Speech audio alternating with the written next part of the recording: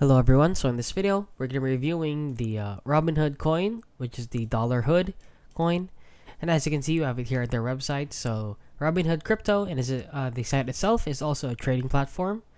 So as you can see, if you're wondering what the coin looks like today, as you can see, it is very low, which is 0.00002855. So if you have a lot of these, you will not get a lot of coins, and the total supply of the coin is very low also, and they're basically down for the last few days or last few months.